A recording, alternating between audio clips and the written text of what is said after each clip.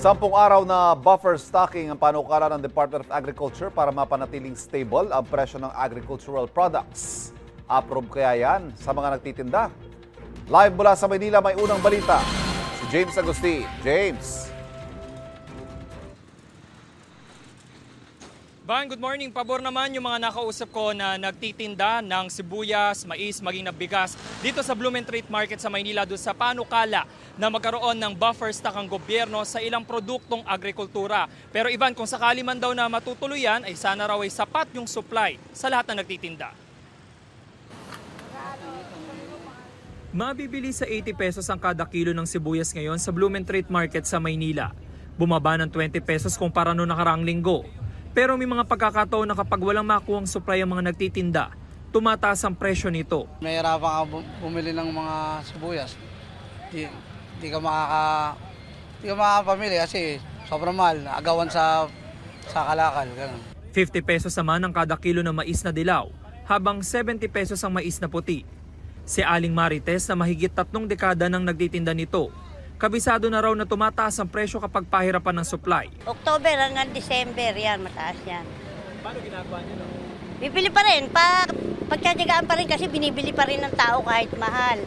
Minsan, 30 isa, 25 isa, namin binibenta. 3 linggo na ring stable ang presyo ng bigas na mabibili sa 49 pesos hanggang 58 pesos per kilo, depende sa klase. Sabi na nagtitinda, karaniwang nagiging pahirapan ng supply pagdating ng bare months. Magsisimula yun ng mga October, tataas na. Walang supply, sigurado, tataas ang presyo ng bigas yun. Yun ang epekto doon. Mahirapan kami kumuha kung saan kami hahanap. Ilan lang ang sibuyas, mais at bigas sa isinusulong ngayon ng Agriculture Department na magkaroon ng buffer stock.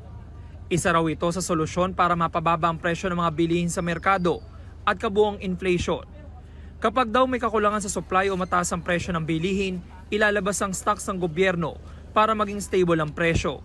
Base sa implementing rules and regulations na inaayos pa ng DA, 10 araw ang gagawing buffer stocking. Pabor naman dyan ang mga nagtitinda na amin nakausap. Tulong yun kasi hindi tayo mawawala ng mabibilan. Ganun. Mas mura pa natin mabibili sa kanila yan. Mas maganda. Mas maganda kita ron kasi baka mas mura maibigay. Ganun. Maganda, di ba baba yung pamimili namin para mabenta rin namin ng maganda. Kumita kami kahit paano. Maganda yun, maganda yung panukala ng gobyerno, pero siguraduhin nila na sasapat yung supply na naimbak nila sa loob ng 10 araw.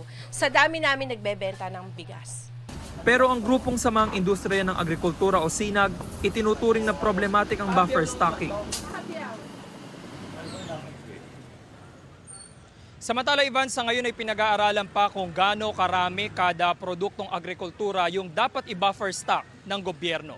Yan ang unang balita mula rito sa Maynila. Ako po si James Agustin para sa GMA Integrated News. Kapuso, para laging una ka sa mga balita, bisitahin at mag-subscribe sa GMA Integrated News sa YouTube. Sa mga kapuso abroad, samahan nyo kami sa GMA Pinoy TV at sa www.gmanews.tv.